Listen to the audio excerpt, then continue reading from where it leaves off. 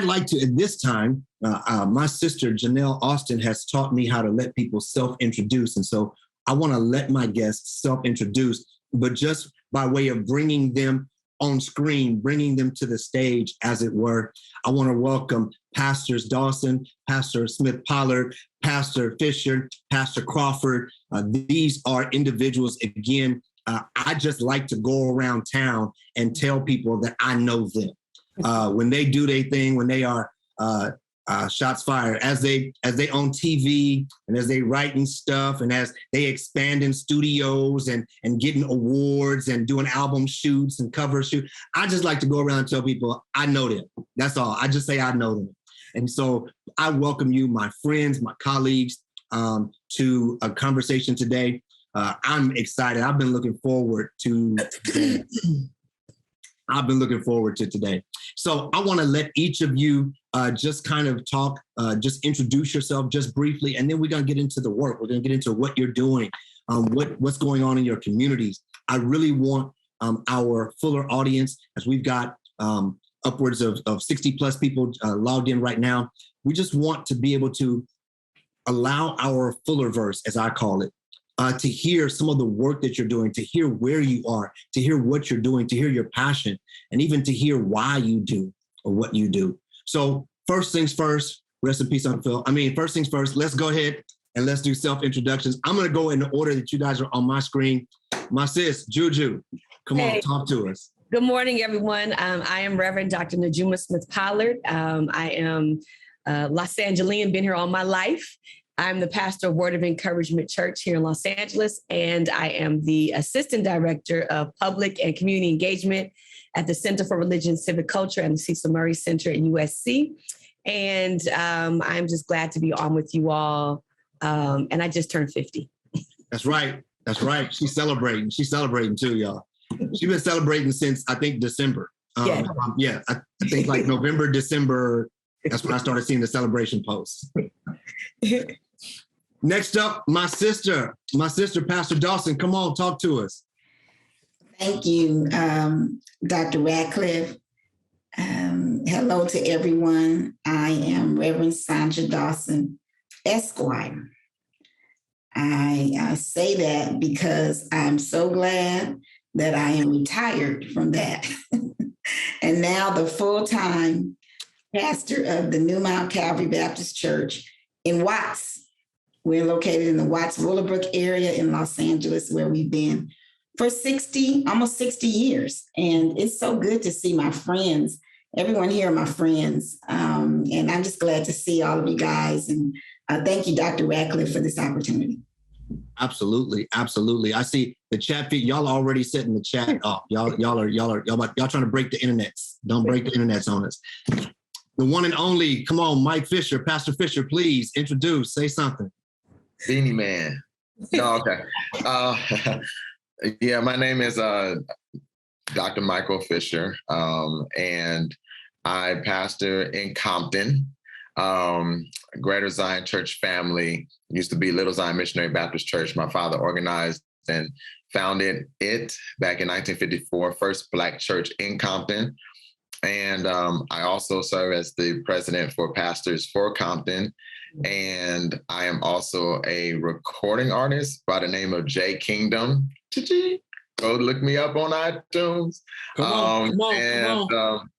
I think other than that, I am a Black man who loves his children and wants to make sure we all make it to see a nice, tender old age. So I'm glad to be here. I think that sums it up. And Pastor Dwight Radcliffe is the smoothest guy I know from the LBC. From those that are across the country that don't know what the LBC is, it is the rival to Compton, Long Beach, California. I just wanted to make sure I put that out there. Compton and Long Beach together. You know we in trouble. Never mind. Half of the audience is missing all of my shots. Half of they're missing all my. We're not missing none of them. Not one. And he's here with all his friends. I'm gonna be quiet. Shep is next, but you guys literally are about to be previewed to one of the craziest panel discussions ever. It's gonna be great though. It might be the first time Fuller censors a panel discussion. We'll find out. Shep Crawford, my guy, sir, come on, talk to us. Hey, my name is Pastor Shep Crawford. I am the senior pastor of the Experience Christian Ministries, aka ECM, a church that I started along with my wife, Dr. Crawford, Dr. Shalonda Crawford, who was actually a Fuller graduate. I am also a Grammy Award-winning producer and writer, and the chairman, president of a group called United We Stand Up, which is a coalition of community leaders on the east side of LA. Yeah. On the east side. I love it. So I'll go ahead and talk about the elephant in the room. I have assembled you all because I know you. But as a very good friend of mine says, he says, Radcliffe, I don't invite you to preach in my church because I know you. I invite you to preach because you can preach. So yes, I know you all, but I invited you here because I know even more so about the work you're doing, about the passion that each of you has for your church, for the communities that you serve, for the people that you lead.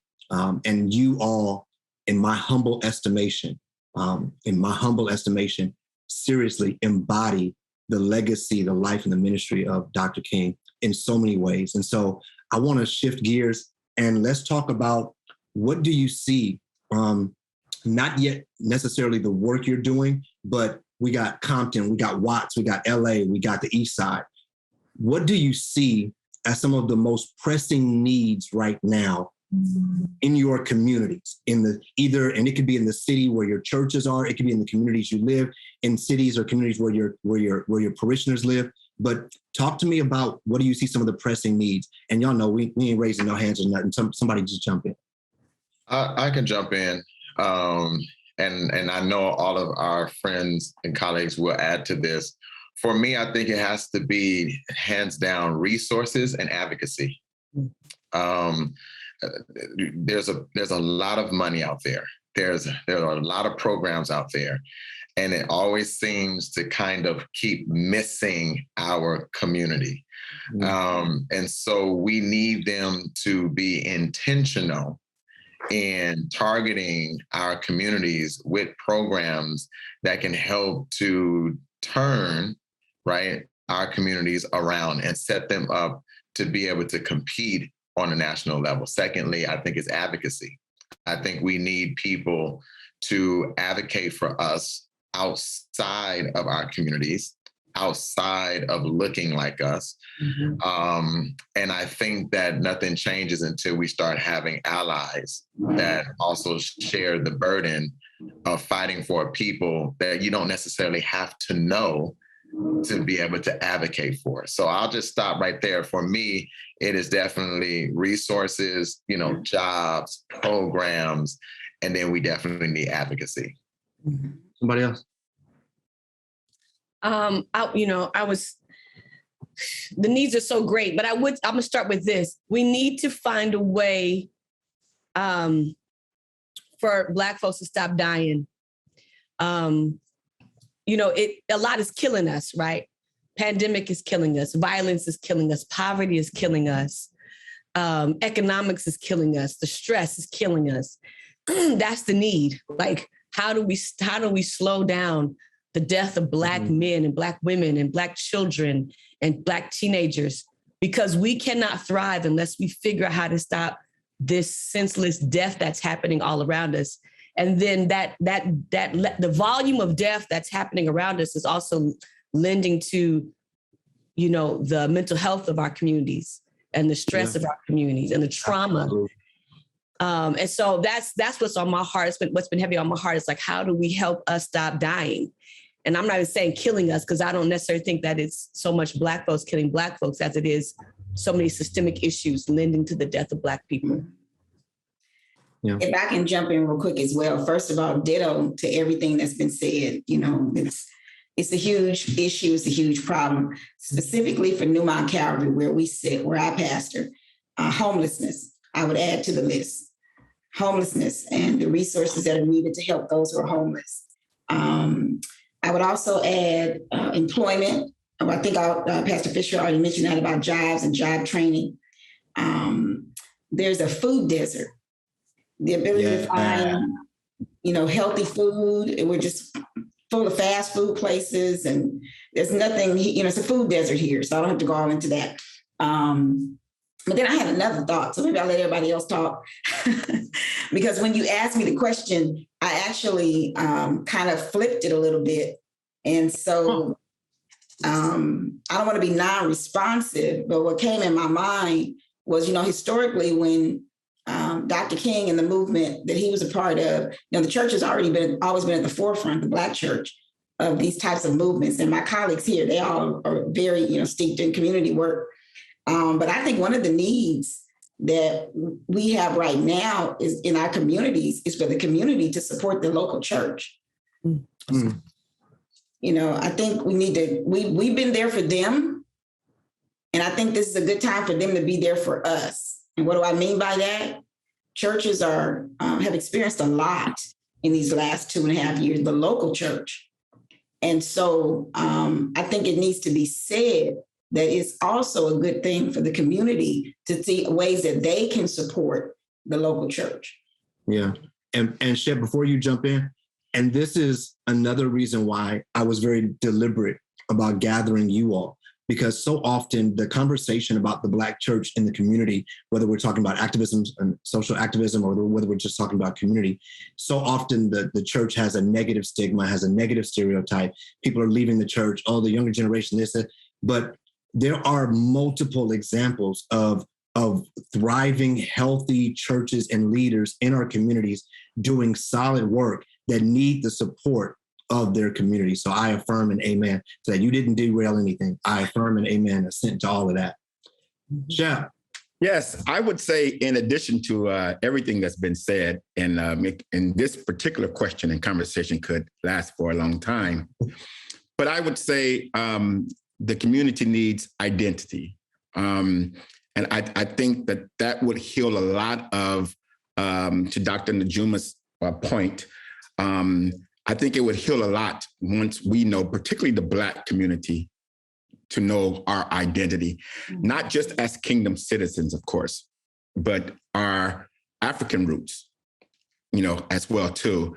The pandemic shut a lot of things down. And so it shut down what people do. So when you shut down what people do and they identify themselves with what they do, then you've shut them down.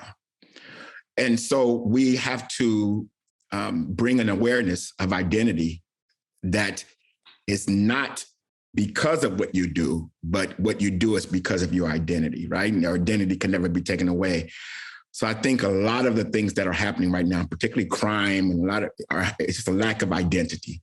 Mm-hmm. And so I think that's one of the things. And people are looking right now for some type of spiritual awareness. And there's a time where people believe that there is a higher power. There has to be. Yeah. But they're going so many different places.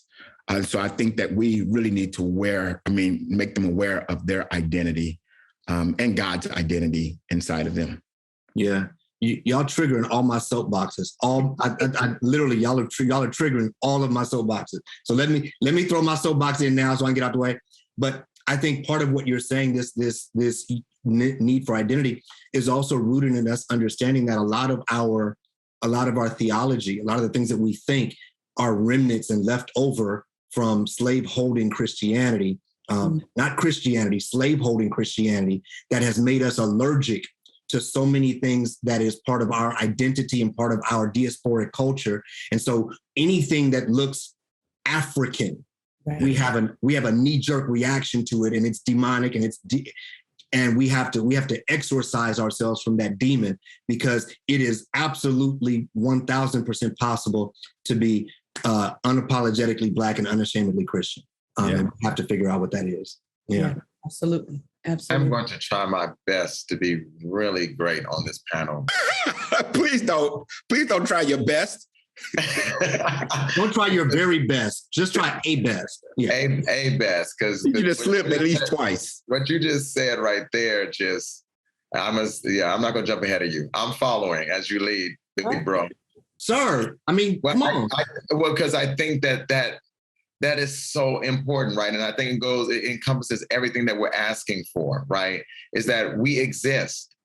We exist. We matter. Yeah. And the reason why we're overlooked is because our identity is not there, right? What we brought to the table, how we got here, where we come from, is not valued. If it was valued, then this wouldn't even be a conversation.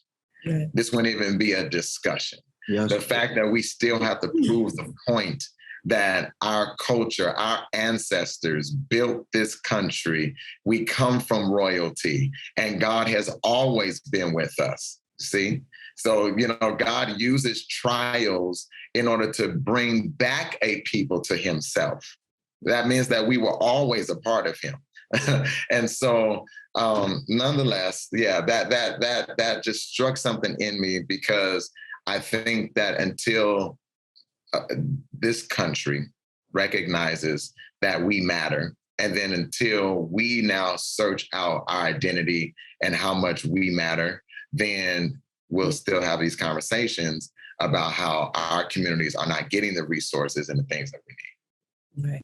And that's that's part of the work, right? Like, part of our work is not just fighting anti-Blackness with, in other communities. It's also fighting anti-Blackness within our own community, and the ways in which anti-Blackness shows up in how we, deal with ourselves and how we allow, even to a degree, some things to take place. And so that's also part of the social justice work and the advocacy, because the truth is, while we celebrate Dr. King now, and this is the part of the history that is not widely taught, is that while we celebrate Dr. King now and everybody is a King fan, the truth is, when Dr. King came to LA, Dr. King was booed. They protested against him even touching down in LA and other parts of the country, not by white folks, but by Black folks and Black clergy. And so part of our work is to retell that, is to know the history, so that we don't do the same things. We don't repeat that. So we don't hate our prophets of the day. We don't oppose those who are doing the social justice and activism work. And we have to war against the anti-Blackness within ourselves. Yeah. Yesterday I had to break out a phrase again. I think half my audience missed, but I'm gonna go into the fellowship hall and get the organist and the drummer, because they're in the fellowship hall eating right now. I'm gonna bring them out real quick because they're sleeping on the job. We tuned up early. I need them to come on. Right. Listen, let's talk about the modern, this modern protest movement that we are engaged in. It's not over. It's not past. We are engaged in currently. How do you think that those issues that you all have mentioned, and I have to take notes, I have to write stuff down because I don't want to forget stuff. We're talking about resources and advocacy, deaths, trauma, homelessness, employment, food disparity, community support of local churches, our identity. How has this modern movement either has it impacted those things? Has it exacerbated those things? Has it made certain things worse, less than, more than? How has this modern movement kind of highlighted or impacted some of those issues? I actually think that this the movement right now is it could be a blessing for us. Mm-hmm. It should be a blessing for us. In the last 2 years, we have probably had more attention of white America as it relates to the treatment of our people. My fear is that we might not be ready for it, and then therefore miss it. And what I mean by that is there was the unity that happened in the 60s was amazing. Mm-hmm. I mean, I just can imagine now if we can talk our people into a modern day, don't ride the bus. Mm-hmm. I think there's a lot of work to be done, because here's my fear. My fear is that with all of the money that's coming to the community and all the awareness and Black Lives Matter, that movement finally getting some attention, if we don't change internally in the next few years, they will always be able to point back at this time and say, we gave them what they asked for. Mm-hmm. We gave them prison reform and they got out and there was no therapy. There was nothing. There was nothing set up for them. We gave them money. We gave them this. We gave them that. And so I feel like there is an urgency in this movement to not only fight to get Pharaoh to let us go, but go and prepare the people and say, Right. leave your cake. We gotta go. And my fear is we'll win the Pharaoh conversation. I'm hoping that we'll win the conversation of now let's unify Mm-hmm. and really, really make this work for our communities. Right. Yeah, that's good. That's good.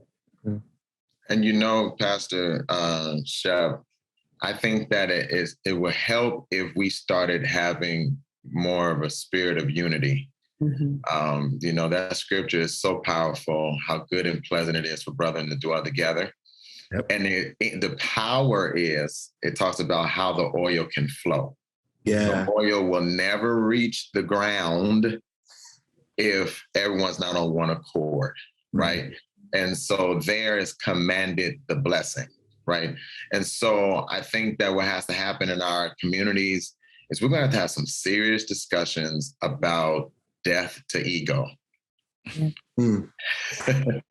We are going to sooner or later have to have a real talk amongst clergy, Yes, amongst bishops, amongst the presidents of these conventions and congresses, amongst the congressmen, amongst the assembly members, and everyone's going to have a conversation of, are we doing this for our people, or are we just trying to leverage platform? Yeah. And we're going to have to call people to the carpet, and we're going to have a conversation of us coming together and saying, I don't care who's spearheading this initiative, if it is for the greater good. And that, Shep, is what the 60s had. So they had less people at the table, but they all understood the mission.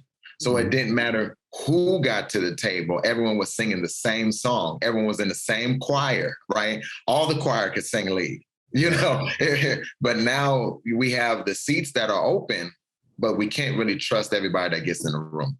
Yeah. So I think that's also, and that's what this is exposing too, to answer your question, Dr. Radcliffe.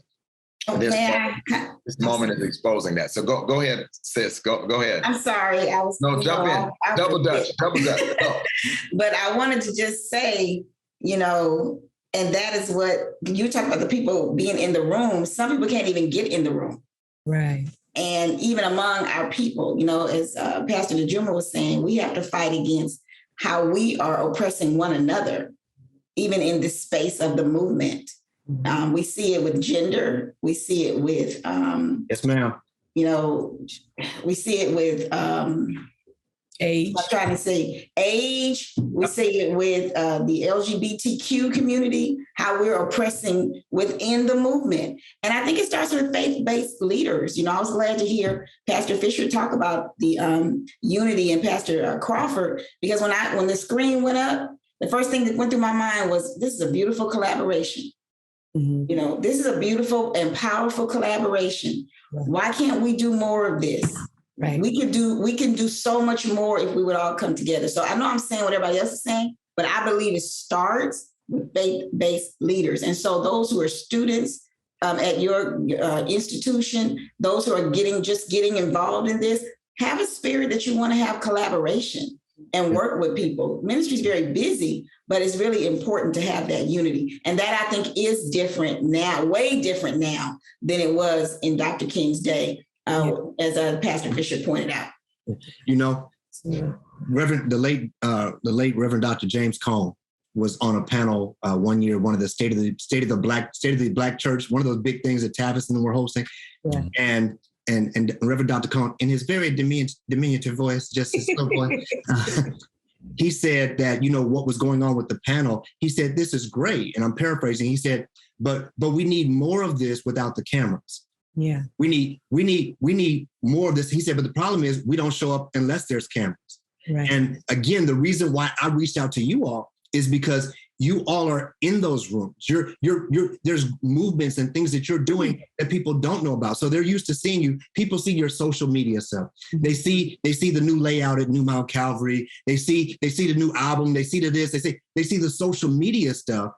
But what they don't often know about is the work that you all are actually doing. So let's pivot real quick and let's talk about the actual work that you all are doing. Let's take some time, as much time as you need, to unpack maybe the 2 or 3 major programs or things that you're working on right now, why those things are important to you. I want to address what you just said, then I'll go into. Go for it. Okay. You got the mic. Thank you. So I want to say this about people not showing up in the room. And this is part of the history and the lesson that we don't address is that King got killed, right? Like, here's what we know about leaders and prophets and people that really do push the line. They get assassinated. And I don't mean just physically assassinated. Their character gets assassinated. Their name gets assassinated. Their children. I mean, there's all of us on this panel have had attacks of one way or the other because we pushed the line, because we stood up. And so part of what we have to address in coming together is people who want the limelight but don't want the attack. And how do we negotiate that?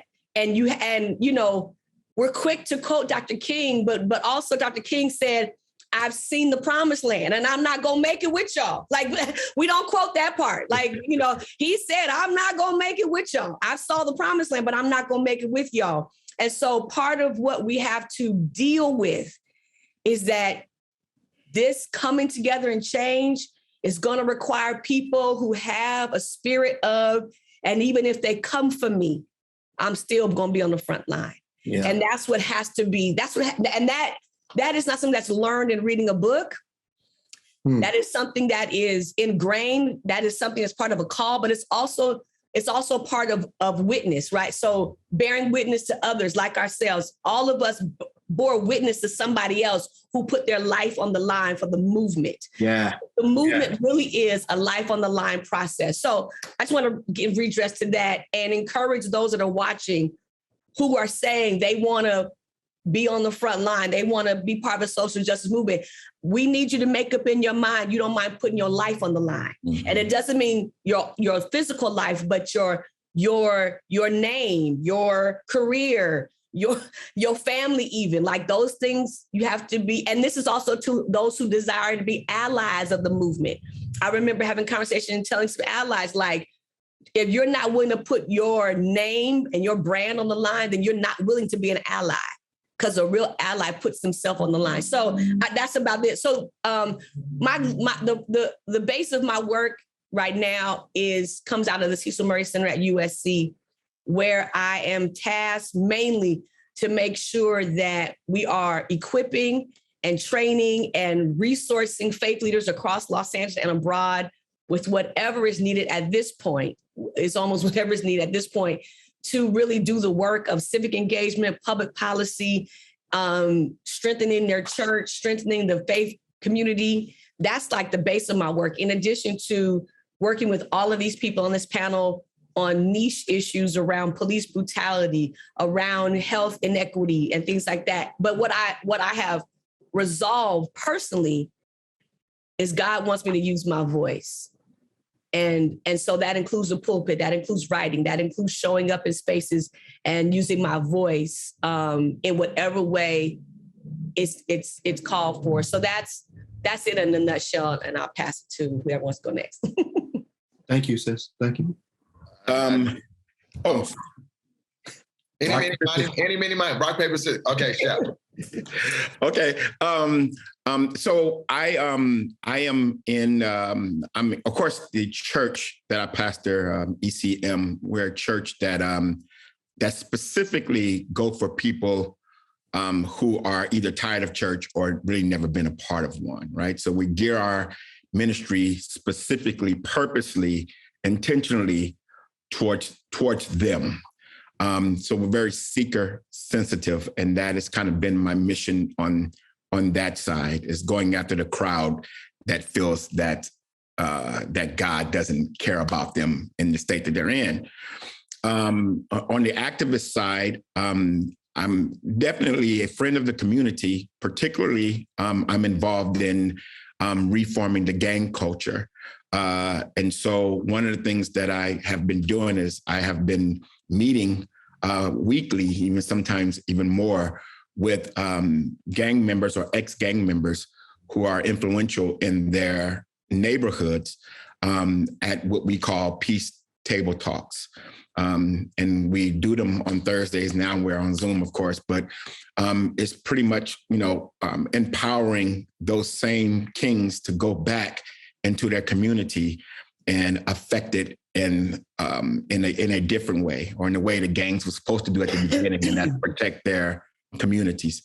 And to Dr. Najuma's point, it is something that when you take on, you do have to say, that I'm willing to give my life for it. And I'm not just talking about give my time, but I'm literally talking about I will die, for this if that is God's will. I said something to God a year ago that I probably wouldn't have said a year before or the year before that. And I said, if my death serves you more than my life, then by all means, take it. And I remember telling my wife that these guys have chosen me to be president. The OGs have chosen me to be president on the east side of their coalition.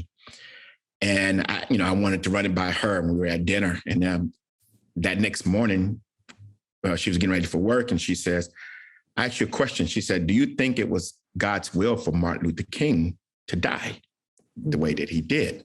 Mm-hmm. And I said, I don't believe it was God's will. I believe God permitted it.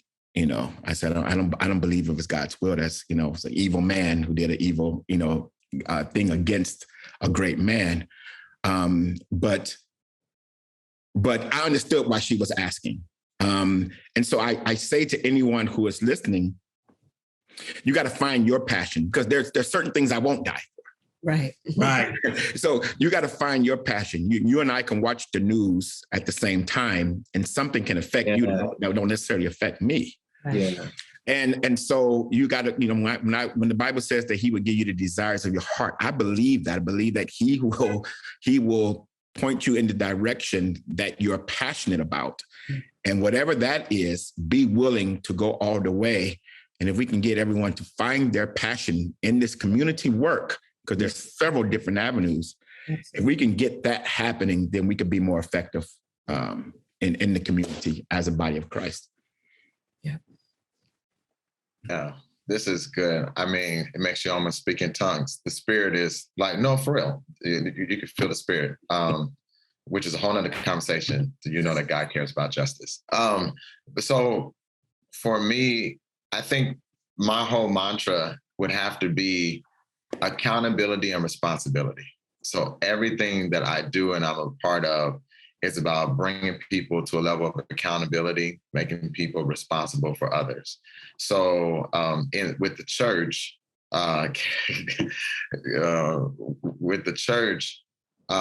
it is all about us being accountable for the things that we do that misrepresent God, and being responsible and changing that, and then being responsible for the community that surrounds us. Mm-hmm. That's big, especially in Los Angeles, Dr. Radcliffe, because in LA, right, we are a transit city. So a lot of people come from all over to our church. It's not like it was back in the day where people walked to the church. So the church had more of a care of the community because people came from the community. Now we have people who are part of the church that don't live in the community. So we have to call them to a level of responsibility for the community that sometimes they feel they are better than. Yeah. A whole nother conversation. Soapbox trigger. Whole nother conversation. And then also I do, through the Pastors for Compton, hold the community leaders and our politicians accountable for the resources that they get, and responsible for making sure that it doesn't go into their pockets. But all of us as pastors, it's about 75 of us, all of us collectively together, they know we'll hold them accountable and make them responsible for the community. And then For the involvement I do with the sheriff's department, same thing. Hold them accountable for their actions and make them responsible for the community. And then, of course, hold the community accountable for their actions and make them responsible as well, as what Shep talked about, preparing themselves for when these resources do come. And this may be rough to hear, but you all, not you all us on here, but the community cannot make us look dumb. Right. After we have went and advocated on your behalf. So those are all the things that I involve myself in, and it plays out through Pastors for Compton, where I give them resources to try to equip their church to better serve their community or bring them into knowledge on certain things that maybe the local pastor is not savvy enough to find on his or her own. So I try to do that, have powerful conversations where we just kind of wrestle with the tension of being latter-day prophets. And so that's the Pastors for Compton. That's what I do with the Law Enforcement Review Board with the City of Compton, and then Greater Zion Church Family. And I want to speak also to that with what Dr. Najuma spoke about. I tell people often that, you know, when you look in America, our forms of payment, if you think of cash, is the dollar bill, the $5 bill, the $20 bill, the $50 bill. No one comes in America and walks into, you know, Nordstrom's or into the 99-cent store with yen, right? You have to have a certain money currency that works here in this country. And when you give God a yes, the payment for working in the kingdom is tribulation, persecution, pain, and isolation. If you are not willing to pay in those forms, then you are saying yes to the wrong thing. If you ever want to know, because someone is going to say, well, what's my calling? It's whatever isolates you. It's whatever brings you pain. God help me. It's whatever brings persecution. It's whatever makes you regret the yes. Yes. Ooh. It is whatever makes you regret the yes. That's what God wants you to say yes to. If it's convenient and you love it and you getting up every single day, hopping out the bed, you singing words of affirmation, and you skipping down the road, you in somebody else's vein. Okay. And so someone who's on here, I know this ain't prophetic at all, but we are tapping into people who are on the borderline. There are people watching, you're not even in the chat. Somebody has been wrestling with that. And I'm telling you right now, the thing that scares you the most and the thing that you know you're gonna get greatest pushback from is where God is leading you. And that's what all of us have said yes to. And every single one of us have had to show up with the down payment of isolation, pain, and rejection and tribulation. Sacrifice is the mandatory down payment on this layaway plan. That's it. If you ain't want to do none of that, you're doing the wrong calling. Now, two things I want to let Pastor Dawson, Sonia Dawson jump in. Someone told me that the comfort zone is a beautiful place, but nothing grows there. Nothing. It's a beautiful place, but nothing grows there.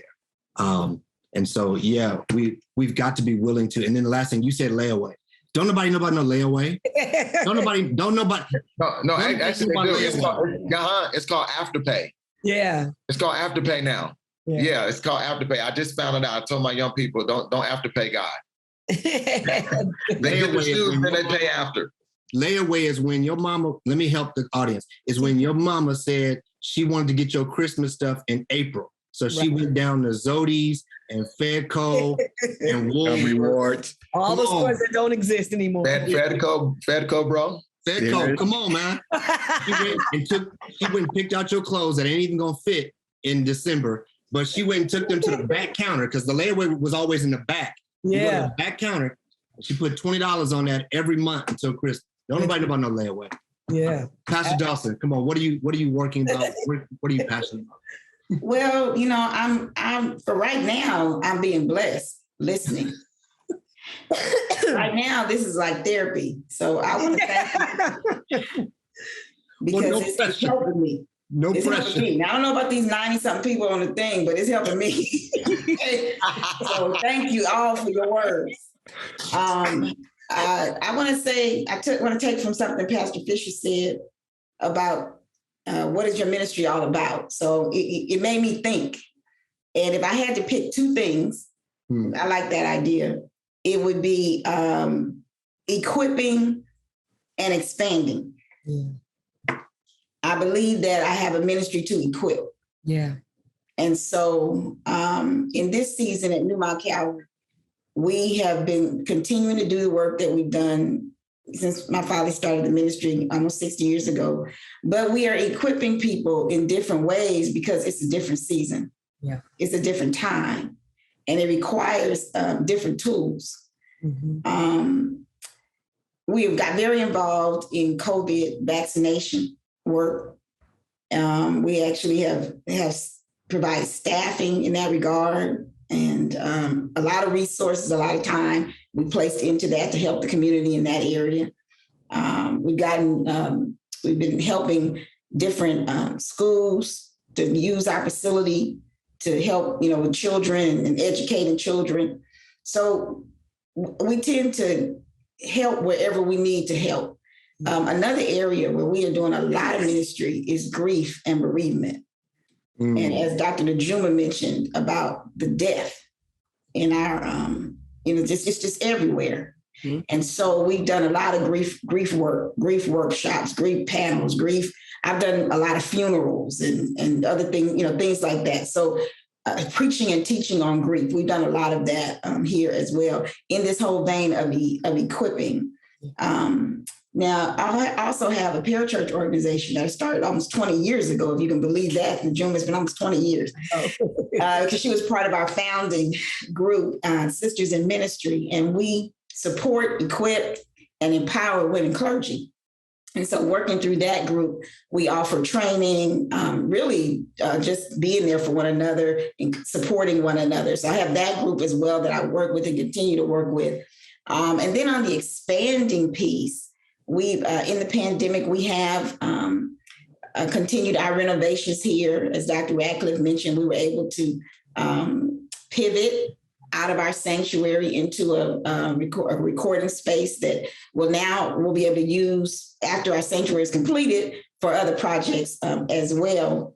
And we're grateful that, because of the faithfulness of the people, we have been able to, completely renovate our sanctuary space, which will be opening again pretty soon.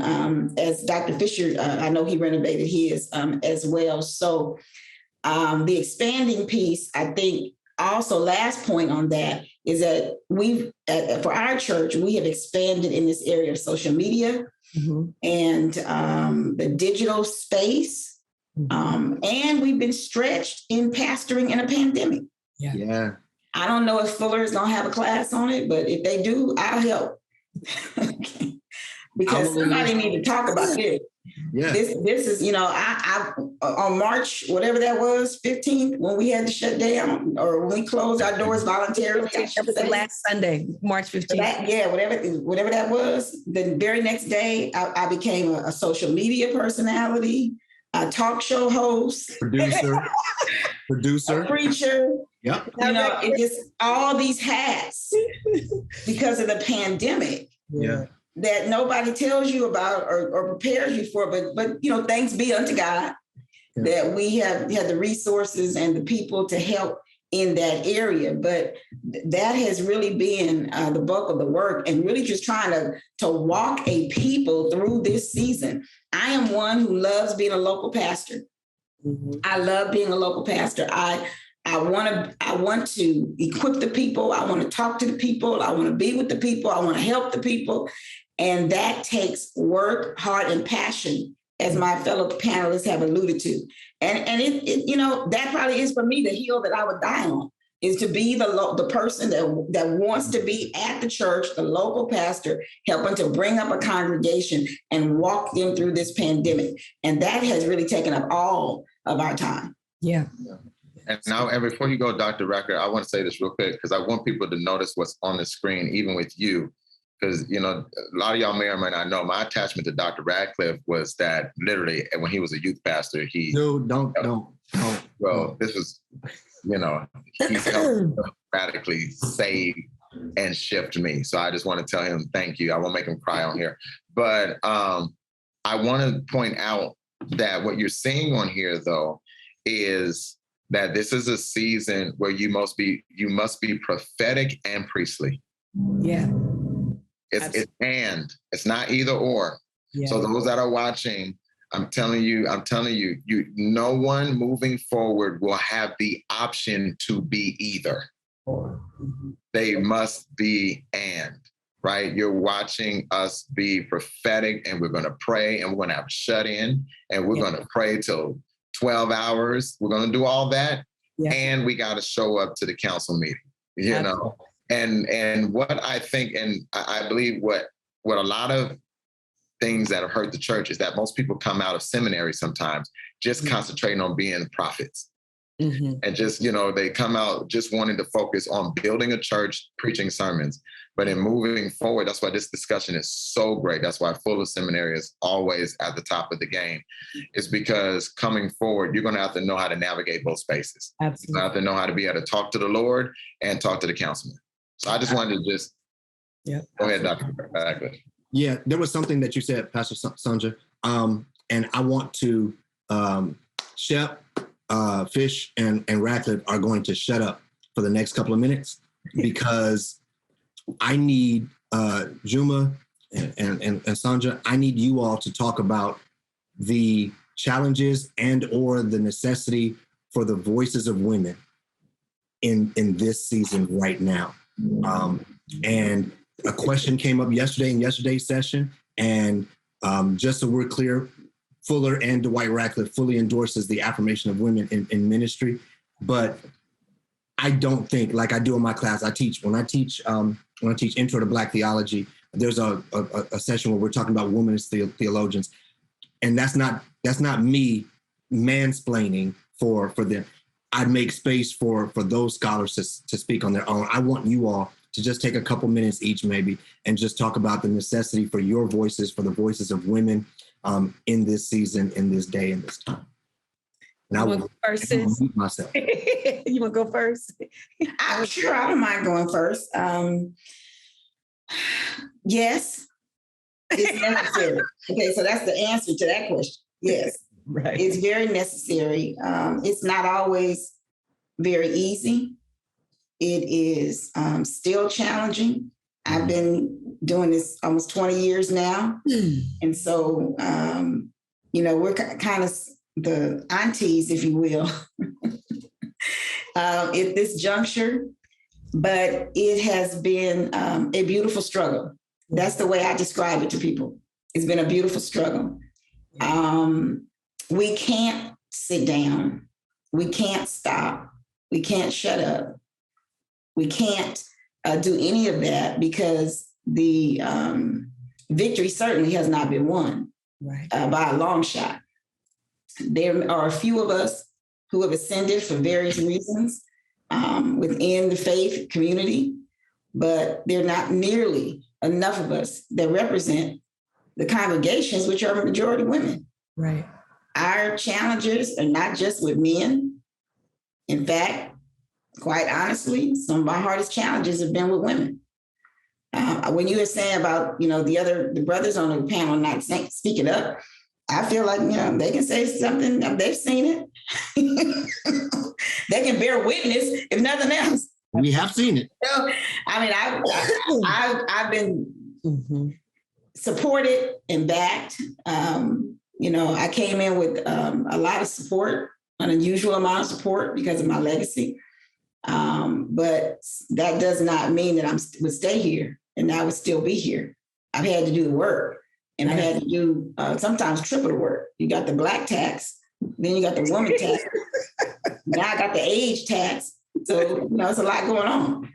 But our voices, we have to continue doing what we're doing, and it's very necessary. So I'm glad to see the institutions that are encouraging and affirming women in ministry and giving them space. It's unfortunate that we even have to go there still, but we do. It's where we are. And I'll toss it over to Pastor Najumi for her comments. Yeah, so ditto everything my sister has said.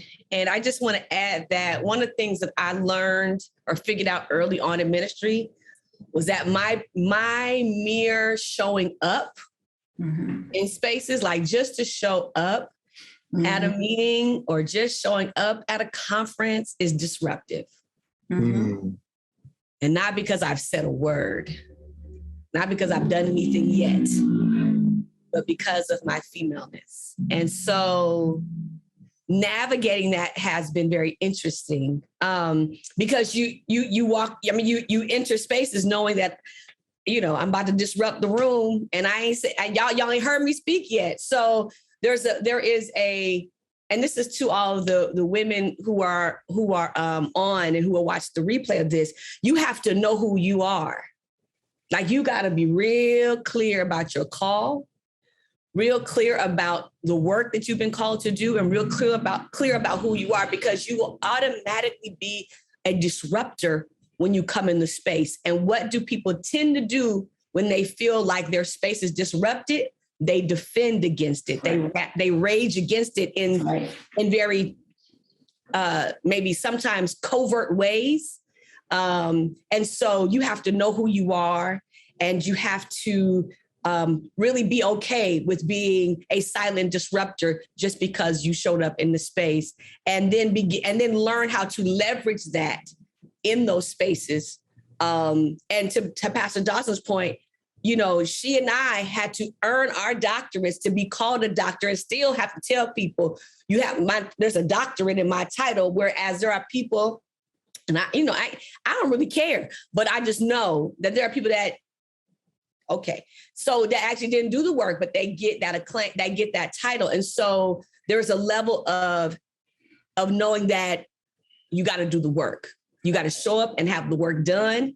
But here's one thing that I tell women in ministry all the time, and this is not just for women in ministry, this is for women who want to do civic engagement work, public policy work, because these spaces are still largely held by our male counterparts, is what they will not be able to argue with. They might have an issue with your femaleness, but they will not have they cannot argue against your ability to be prepared, right, and your ability to deliver, right? You can have a problem with me showing up in your pulpit of your church, but you cannot argue the call of my life to preach. You argue it. And so that's what I share, is for the prophetic women in the room. And that's not just for those who are preachers. You can be prophetic and called to protest and things like that, is know who you are first and foremost. Learn to navigate being a disruptor on site, but learn to leverage that for the work that you've been called to do. And then always show up fully prepared and to deliver. And what will end up happening is people got to get out your way.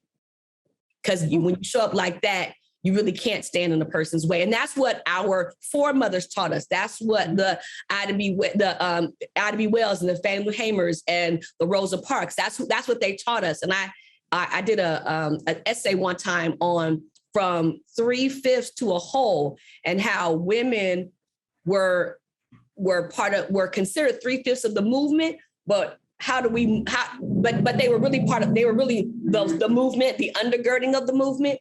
And how do we recognize that historically, taking it all the way back to Queen Mother in Africa, who actually held down the village? That we don't teach that, you know, and then you can take it all the way up to present day, modern day. Many of the movements are supported and put together and held and sustained by women. And it's no diss on our brothers, because we need each other. It's not an either or, to Pastor Fisher's point. It's not an either or, it's a both and. But where spaces try to diminish one over the other, that's where it's problematic. And so part of what I've come to understand is my role is to be a disruptor and to be okay with that, because there are women coming behind me, and they'll be able to have seats and do things that I couldn't do even in the 21st century, which sounds really amazing, like really weird, because people like myself, Pastor Dawson, and others were willing to say yes. Yeah. Can I just add one little thing, Dr. Ratcliffe? And I only wanted to comment because I think it was said before, but I want to reiterate. We need the brothers, and it has been the support of the brothers that's helped me in my ministry. And I know that Najuma will say the same. So as we address the women, I can say to the men, we need your advocacy. We need your public affirmation. You know, a lot of people pat me on the back and send me private messages and, you know, all this stuff. But publicly, do you support the women who preach and who pastor publicly? And then for the brothers who may pastor churches, you know, to give opportunities for women in ministry to come in. We don't see that as much. We see really the same people on the flyers, same voices. Or if you do have something, then you got to, you know, it's a 7-night revival. You got one woman is 7 nights, you know, so we want more of a seat at the table as well. You know, a few of us have got in, you know, but there's a space that's so open. So, you know, just continue to support and encourage and make space and opportunity. I just want to add that. Thank you. Absolutely. We're gonna shift and start getting to some of the questions, but let me name blatantly some of the rocks you've thrown that are necessary, and they need to hit. Number one is there is a tendency in the Black church community for people with no education to be called doc, and that are women who have earned these degrees. Yeah, Fisher, help me. I might need some security walking. There's a tendency for people that don't have an AA, an associate's degree, to be called doc because they are a man and they are pastoring. And for women who have done the work and earned the degrees not respected, that there's a tendency for us to recirculate the same 5 and 6 men preaching on all the programs and very rarely include women. And there's a need for men to not just support our sisters in silence and in the back rooms, but to support them openly with our voices and with our positions and with our access as well.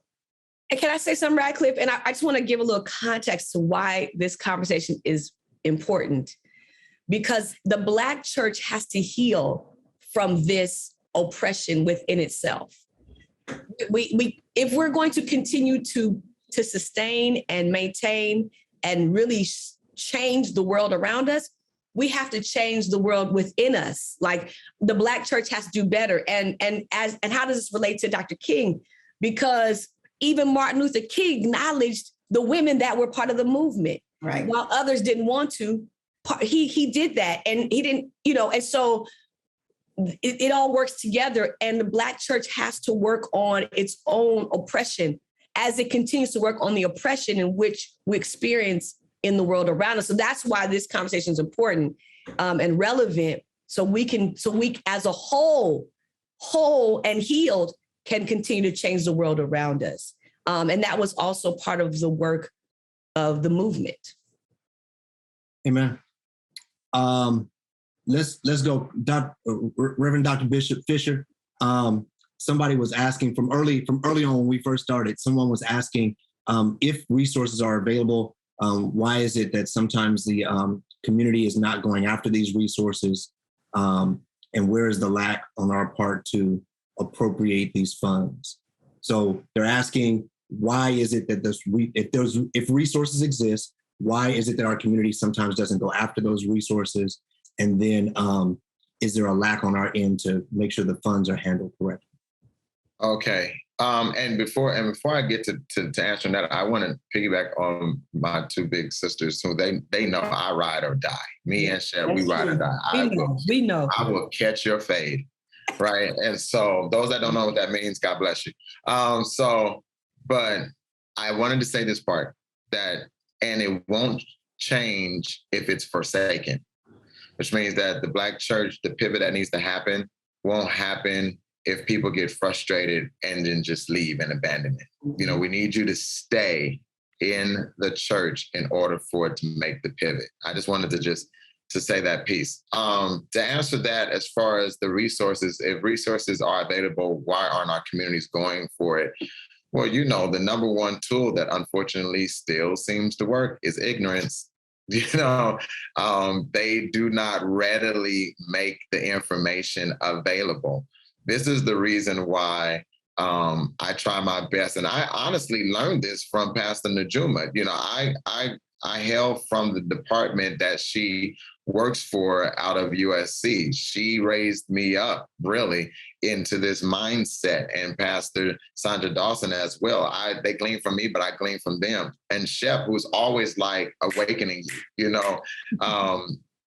you have to go look for it. There's a reason why Jesus said he was called to a people who were oppressed at the time. Let's not take that out of context. Right. So he makes it a point to come and tell them, seek and you will find. We only talk about that in the way of salvation. Sure. Jesus is like, there's a whole lot of information out here, but y'all got to go look for it. And so with Google, with Instagram, with things of that nature, you have to ask yourself the question, why aren't these ads coming across my page? The algorithm is being manipulated to make sure that certain groups don't get certain bits of information, right? So that's one.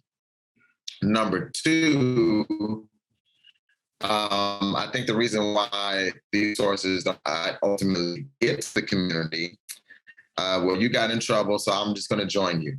Dr. Radcliffe, you need a bodyguard. I'm gonna need when I say this, is because people are sending hirelings into places that they need to be sending the called. And I'm telling you right now that many people need to ask God for discernment in this season, because every person who comes to your church and makes you feel good about a policy is not necessarily invested in actually changing said policy. Yeah. If they were, this would not be a conversation. So people that are sitting at these tables are feeding themselves. I'm not going to say everyone. I've gotten better, Dr. Dawson, haven't I? Now, I'm not going to do a broad paintbrush. I'm not going to give an absolute statement. Okay. But if we're talking statistics, I will say 70 out of 30, okay? 70% of people who are sitting at these tables get enamored with popularity, with the platform and power, and then they just conveniently forget the responsibility they were supposed to carry in that room. And that's really the truth. The millions are there. I've been on these calls. This is why I'm getting in trouble. He called out the docs. I've been on these calls. The most embarrassing thing that could have happened, I was on a call with, were you on that call, Najuma? We was on a call, I think, with pastors, with Governor Newsom. Yes. We had his attention. And do you know that 50 affluent pastors who had their attention took the governor's time to kiss up to him? Mm-hmm. We need more people who have an Elijah spirit, who can have a conversation with King Ahab and say, you wrong. Yeah. And that's what's missing. That's why the resources aren't there. So, but flip the record over. There are really more pastors, even in the chat. I think I saw Samuel Casey. There's a lot of pastors, though, that are doing the work. Yeah. The more pastors that are worthy even being on this panel, that are doing the work, we're advocating, we're getting in there, and we're trying to do the best we can. I just gave $7,000 worth of gas away with Chevron, and we leverage that now to gain a permanent partnership with Chevron, where they just committed to donating every quarter $5,000 to our CDC. So we're out there trying to do the work and leverage it. So we're doing it, guys. It's slowly but surely, but it is out there. I've learned to end stuff on a sweet note. Yeah. Pastor Shep, let me throw this question towards you. And I'm going to read the question. I'm gonna take a little swing at it, and I'm gonna alley-oop it to you. All right. Because the question, not to try to poke holes in the question itself or the person that asked it, but I just want to. I saw my PhD advisor, Dr. Johnny Ramirez Johnson, and his wife on here. So he would always push me to look at the epistemology of the question, the underpinnings of the question. The question is basically getting at, how do we reach youth when so many churches judge them and make them feel like outcasts? And so the epistemology of the question, I would challenge the epistemology, because that's not true in so many settings. And I would even argue that just looking at this screen right here, there's not a single young person that would ever walk into any of these churches and feel like an outcast. but because Shep, you my edgy guy. Come on, man. You make me feel like I'm not edgy. You make me feel like I'm tame. So to answer that, respond to that, man. That's not really the truth for so many churches. That yes, there are definitely some churches out there that young people could walk into and feel something, but there are a host of ministries that are embracing youth and outcasts and unchurched and de-churched. Yeah, first of all, I believe at this point, any church would be happy to see. They might stop the sermon. They might stop the sermon. And be like, go kill the fattest, go get the fattest steak, a Ruth's Chris steak, and call a DJ. Our son has returned, right? So I think that it would, but to the broader question, I don't think you feel uncomfortable in churches anymore. I think the problem is they don't feel heard. Mm. They don't feel heard. So they feel like they are accepted, but not their culture. Yeah. Right? And so I think what's got to happen is that we have to allow them to educate us on their culture. Things that we grew up on that we found offensive. Is it offensive is it a sin or is it offensive? You know what I mean? Or, at some point, churches were telling people, to put down their phones in church when people were reading scriptures. But now everybody's doing it, right? When you say turn your Bibles to, nobody's turning their Bibles. You know what I mean? Like when you say Siri, Psalms, you know what I'm saying? So, nobody who's turning the Bible. But at some point, that was considered inappropriate, right? Right. Instead of us looking at that is the progression of a new culture, and there's nothing wrong with it. My dad, rest in peace, he because we were out of the box, he used to, kind of call me on Mondays and tell me I went too far. And he didn't like praise dancing. And he said to me one time, he said, I don't think, all you need is the Spirit. He said, when Peter preached on the day of Pentecost, he didn't have any praise dancers. I said, neither did he have an organ. See, organ is not a problem to you because you were born in that. Or a building. Yes, right. So I think that we accept things that we were born in, that came as we were kids, right? We don't like performances in the church. What was the choir doing marching in? I'm saying, twisting side, my side. It's always been. You know what I'm saying? It's always been. Hooping is a part of entertaining in a way of keeping the people's attention. So there's always been. Every culture has a problem with the culture under them. I think what we have to do is we have to listen to them and find out what it is that we don't particularly like versus what it is that God doesn't like, right? And then find that balance. Let them express themselves. Yeah. Not just a youth day, but start on the fifth Sunday. And on the fifth Sunday at 3:30. Because you still want to do your grown-up day, but literally listening to them and finding out what can we do in this new generation and this new culture. And that's not for every church, right? But for the churches who are called for that next generation, because my fear is that in a few years, they would have found something else, right? So I think that we have to listen at this point and try to figure out their culture and how can we infiltrate it by still remaining sanctified and wholly called to our purpose, but using strategy as Paul did, throughout his ministry. Yeah. When this is over, I'm going to send an email to HR to make sure I still have a job.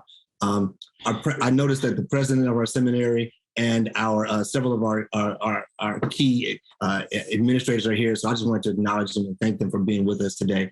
Listen, Pastor Sonja. Yes, sir. How can we become more intergenerational in the church? Oh, well, I think Pastor Crawford just gave us the key. If you see me, I'm sitting in a room that's kind of cold, so I'm not mad with anybody. Okay. I just didn't turn the heat on. I thought you was giving us the Baptist rock. I know, I was getting happy. But I think Pastor Crawford just really gave us the key, and that is to listen to the different generations and to take out the time, especially at the pastoral level, to listen. I know not too long ago, Pastor Crawford shared with me a conversation. I want to say thank you for that. You have as your young adults. And I wish more of us would do that, because you can get insight from the different generations. So listening to them, and then, but also expecting something from them. And that may go back to my whole equipping piece. When we were coming up, most of us, we had jobs in the church. We had work to do. We weren't just sitting in the pew. And so I think we have to continue giving them responsibility so that they have buy-in and so that it becomes a part of their church, whatever the generation, be that young, old, all of the various generations, and allowing them to see themselves, programming our worship so that all the generations are represented. Yeah. It's not just the seniors or the youth and so that's great that we're getting away from these generational days to show more unity because people, when they see themselves, they want to be more involved. So I think it being heard, giving them some work to do, and letting them know they're a part and that they're an important part and that it takes all of the generations. Right. Now, I love the idea of mentoring as far as the older, but in this pandemic, I've learned so much from my young adults, my millennials. I wouldn't have made it. I'm just being honest. If it wasn't for that generation, they stepped up. They said, Pastor, we got you. We're going to put you on social media. We're going to do this. We're going to do. And I just went along for the ride for the first couple of months because, I'm trying to figure out what you mean I'm not going to church. Okay. So they held me up. So my point being that, you don't know which generation at which time is going to be the one that's going to be holding the church or in the main, in leadership. So that's why we need all of them. Yeah.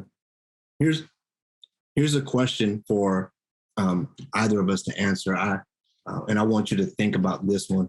And this comes and says, how do we, as leaders in the Black church, as leaders in the Black community, how would we know that we have made it, that what are some actual tangible goals, some things that would allow us to say, hey, that's, we've arrived at that place or this place. And I don't think we're ever fully humanity. As long as humans are humans, I think we're going to have issue. But what are possibly some goals that could let us know that things are actually tangibly better? And while you think about that, I'll tell my dumb joke that I got from a pastor. None of you, but a dumb joke.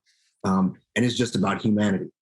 And the joke, and I'm butchering the joke, but the joke is something like, a guy is stranded on an island and a Navy ship is going by and it sees 3 huts on the island and a fire, and they see this guy on the beach. And so they pull into the beach, and the guy says, "Oh my God, I'm so glad you rescued me." And the Navy, they're like, "Well, okay, great. We see 3 huts. Who's here with you?" He said, "Oh, no. The first hut is my house, and the second hut is my church." And they said, "Well, what about the third hut?" He said, "That's the church I used to go to." Oh, ha ha ha! Oh my God! I'll just play. I was like, as long as there's people, there's brokenness. There's So I mean, I don't think that we're talking about some utopia. But what are some actual tangible things that would let us know as a church, as a community, that we're making serious progress? So I think, Dr. Ratcliffe, that I think we may be asking 2 different things. So because I think that, will our mission ever be complete? Then the answer to that would be, as long as there is sin, as long as there's evil, as long as there are humans being humans, then the answer to that would be no. Well, how will the church know when we've made it? This is a stretch. I think we can get there. I think there's an answer to it. And I think it is when the church decides that they actually want to be like When the church that we call, am I freezing? I'm here. Yeah, say that last one When again.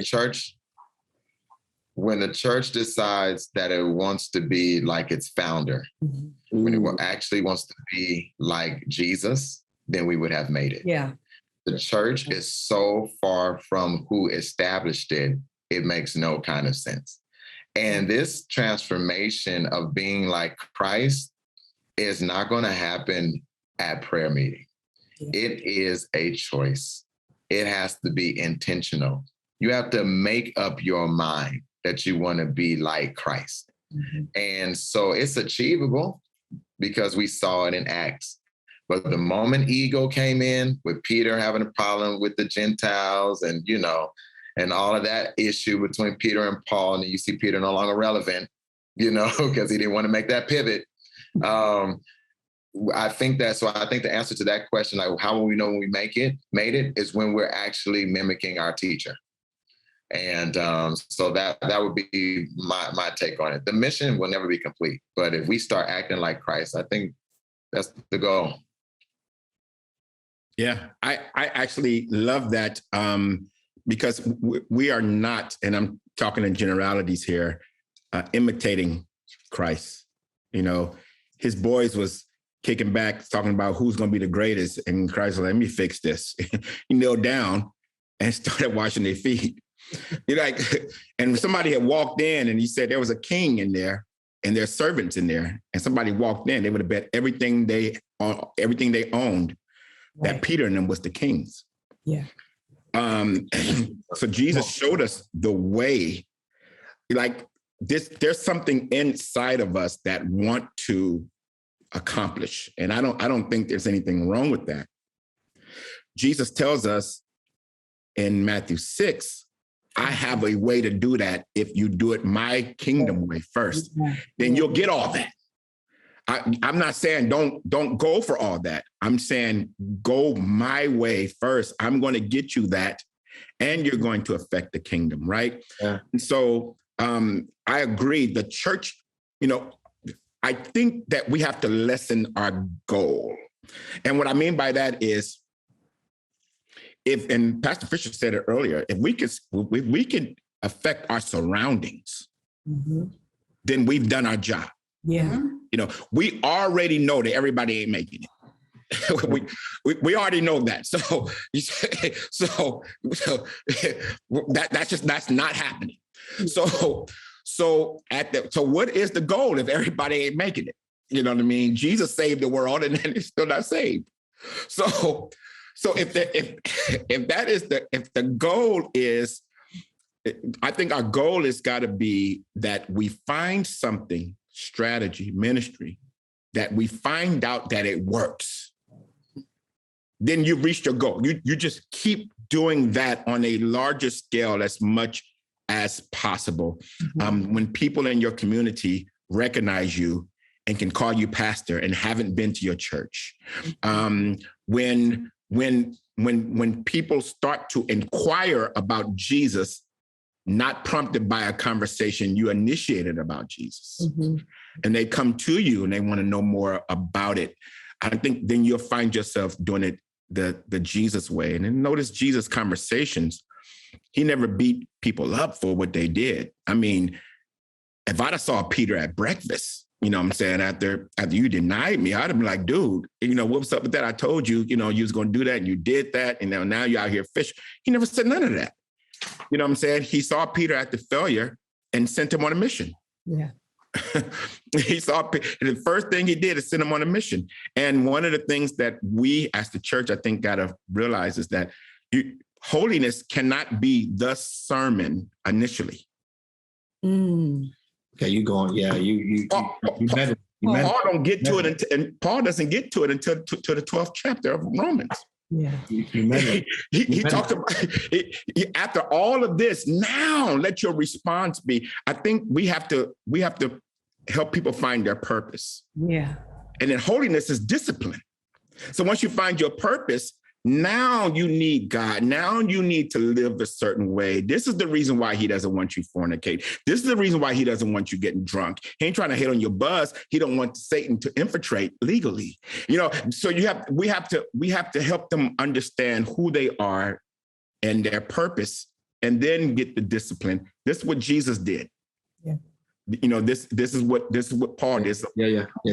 It's a proven thing. So if we can do that, I feel like we have accomplished what we have done in our areas. And if everyone can start doing that, we'll make a bigger print.